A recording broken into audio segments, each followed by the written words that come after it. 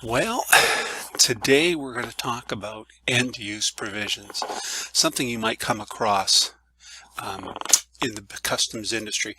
You've already actually been using an end-use provision, and I'll talk about what that was in a second. So an end-use provision is a special provision that reduces, or most of the time eliminates, customs duties that would normally be levied on goods under most favored nation, which are imported for in a specific manner or by a specific person. Okay, I don't mean imported in a specific manner. I mean imported for a use in a specific manner, meaning they're imported to be used for a specific purpose. For example, something that's imported to be used in the exploration of oil and gas, something to be used in the manufacture of an automobile. Okay, so these are provisions that reduce or eliminate the duty because of what the goods are going to be used for after importation. So it's identified by distinctive wording that connects the importer to the user. Okay, and I'll talk about that in a second. Now, end-use provision equals concessionary provision equals special classification provision. These three terms mean the same thing. In the customs industry, we tend to always call them end-use provisions, okay, or concessionary provisions. In the customs tariff, Chapter 99, it's called a special classification provision. So these three terms are interchangeable. All right. Now, the terminology that you usually see is for use in. So a commodity for the use in the manufactured automobiles. This importation for the use in the manufacture of, for use by, for use on oil rigs, for, to be employed in. Okay, so these are the terms you'll see on the invoice, or you'll be told by the importer for the specific purpose of the importation. Some importations, if they're used for a specific purpose, have an end-use provision that allows the goods to be duty-free. If someone else imports the same item, but for a different use, one that does not have an end-use provision, they have to pay duty. It's as simple as that, and we'll show you what we mean when we go into the customs tariff. The importer has to provide proof of qualification if customs asks for it. Okay. Now, sometimes the goods describe themselves. Under chemicals, if you import these list of chemicals, if that chemical is listed there and that's the name of it on the invoice, then that's going to be, you can be able to use it and use provision. But the importer sometimes has to submit evidence that the goods are going to be used for a specific purpose, or the importer is recognized as being an end user. An oil and gas manufacturer or oil and gas exploration company is recognized as being an end user. Anything they import is duty-free, depending on because it's going to be used for a specific end use. Sometimes you'll see the terms end-use certificate and letter of recognition. What these are letters submitted by the importer or the end user to say, I'm going to use this particular importation for this purpose, and this purpose has an end use provision, etc., etc., etc. So we'll show you what that means in a minute. But most of the time when we import the goods, we don't have to show the end use certificate or a letter of recognition. We just use the end use provision, and if customs asks for it, then we provide it for them afterwards. Okay, so first we must classify the goods under chapters 1 to 97 in the customs tariff. Now, if those goods are dutiable, but they're used for a specific purpose, we can go in chapter 99 to see if a concessionary provision applies. So here's a page from chapter 99. And as you can see, we've got, let's give an example here. Utility vehicles and lorries, which means trucks or shuttle cars, for use in the underground in mining and developing natural deposits. So if you import those items and they're dutiable, you can quote the end use provision and you get it to be duty free. Someone who imports the same items that does not use them for underground mining, then they might have to pay duty. It all depends on knowing who your importer is and what they do with the goods. That is why when we talked about in ITC411, a customs broker needs to know everything about the shipment from the time it's manufactured, how it's manufactured, for free trade certificate, free trade purposes, to how the goods are being used in Canada, because sometimes we can have an end use provision to get around paying the duty. Okay, so if a concessionary provision exists in the customs tariff, chapter 99, it'll be in the format 99 and then two other numbers, 0000, as you can see here. 9908 0000, 9909 0000. So an example, articles of agriculture, 9903 0000. So let's go to that particular end use, 9903 0000, and here we are in chapter 99. So 9903, whoops, there's a lot of stuff. 9903, articles and materials that enter the cost of manufacture or repair for the following agricultural items. Okay, so articles for agriculture are 9903 0000 end use number.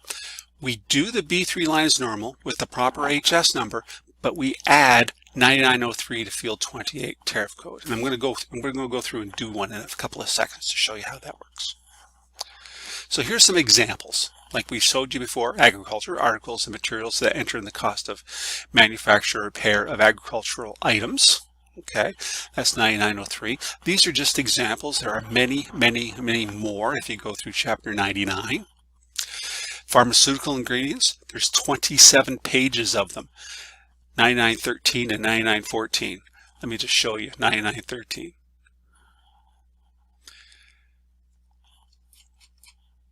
9913. Keep going, keep going, keep going. These are all pharmaceutical ingredients. If you import these items, they're duty-free, even if they have a dutiable element in the regular customs tariff. 9914 are chemicals. Again, different chemicals that are imported. Now, I'm not a chemical engineer, so I can't tell you what these mean, but if you have a customer who's a pharmaceutical manufacturer or a chemical company, you might have to learn about these two particular things. Okay, so let's get some other ones. 9923, articles for the use in the manufacture of golf bags. Anything that a golf bag manufacturer imports is duty-free using 9923 0000. Articles for the use of gas-powered lawnmowers. Woven fabrics for the use of manufacture of necktie. Woven fabrics for the use in the manufacture of apparel. Parts to be used in the manufacture of vehicles. Parts for the use and manufacture of automobiles, buses, trucks, ambulances, etc. Articles for use in the manufacture of snowmobile. Goods other than seat covers for the use and aircraft engines for the use of manufacturing aircraft. Goods for the manufacture of aircraft and aircraft trainers. If an importation is imported under end-use provision and the end-use changes, one must complete a B2 to pay the duties and taxes GST owed. So for instance, company A imports something and they use an end-use provision to get rid of the duty. And then they find that they're not going to use it for that specific purpose. So the mining company imports the truck to use in underground mining, uses the end-use provision to get rid of the duty, and then decide they don't need the truck anymore, sell it to another company who's not going to use it for mining. The importing company, because they're not using it for that specific purpose, have to do a B2 correction to pay the additional amount of duty and GST that they would have paid at time of importation. And the flip side of that is true as well. If an importer has imported something and did not use an end use provision, so we have a truck importer, imports a truck, pays the duty, and then sells it to a mining company who are going to use it for underground mining, the importer can go back and do a B2 to get the duty back because the goods are going to be used for a specific end use. Okay? If an importation is imported by a non-end user, meaning it's going to be imported by a company who is not using it for an end use, that makes it qualify. But they know that they're going to sell the goods to a company who is going to use them for a specific end use.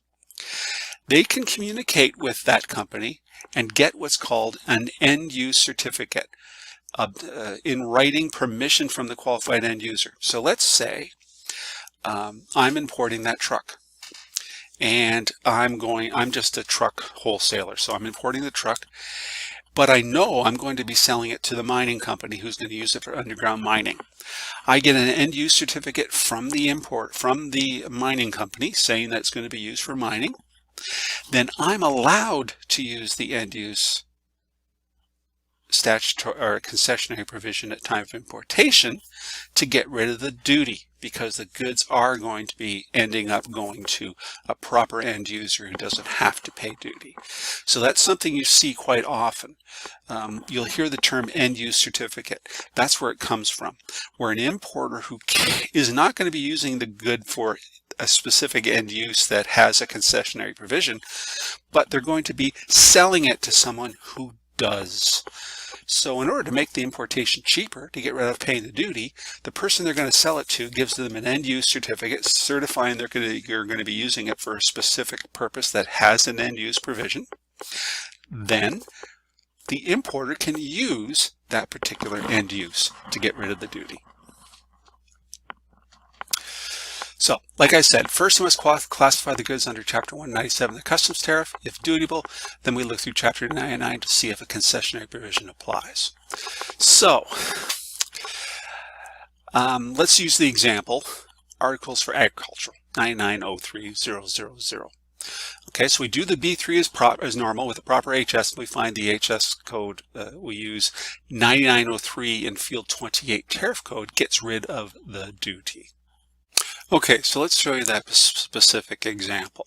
So here we have the shipment. We've done the B3 up, and it's twine for agricultural purposes.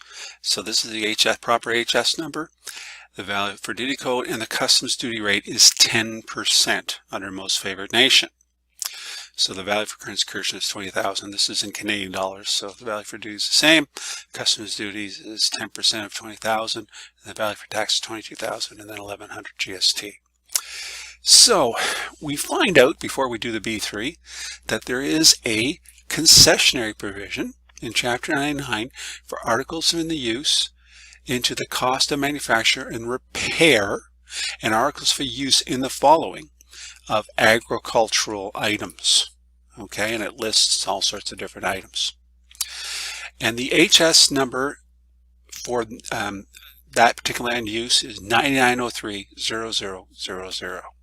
So what we do is we go into the customs, into the B3, and we put in the tariff code 9903. And that reduces the duty to,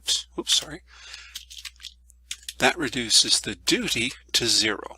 As you can see, most favored nation is duty-free using this particular tariff code and use provision. So now the value for current conversion is 20,000, value for duty 20,000. Now the customs duties is 0, and the value for tax is 20,000, and this is $1,000 GST. It's as simple as that. As long as this item here qualifies for that end use, then that's how we do it. So this turns into $1,000, and it saves the importer almost $2,100. Okay, so that's all you do. Okay, the trick is to know your customers. You don't have to go in Chapter 99 every time you have a B3 that you're doing it. The trick is to know your customer, and you sit down with your customer and you ask them what the end use is for their particular importations before you start importing their goods. And you go through here trying to find specific items for you to use to get it to be duty free. Now, if you have a certificate of origin for Kuzma or any other free trade agreement, it's duty free anyways. You don't have to use the special classification provisions, Chapter 99. But for most favored nation tariff treatment 2, you can use it. Okay, if the item is dutiable, we can get rid of duty by putting in this tariff code. Now, I said you've already used this particular tariff code. Let's show you the one you've already used in ITA411. Just keep going down here, bear with me. 9992. Goods regardless of the country origin tariff other than goods of tariff item 9971 returned to Canada after being exported to one of those countries listed below for repair. All these items, all these countries here are countries we have a free trade agreement with. So remember, on the B3, when we had a repair, it was one line and we put 9992 in field 28 tariff code. So we have used this before. It's the same idea. So you're going to get an assignment on what to do to do this, where you're going to take you're going to have 3 different items, and you are going to go in here and find the provisions for them, and you're going to do the B3 accordingly. If you have any questions, let me know, and we'll talk to you soon.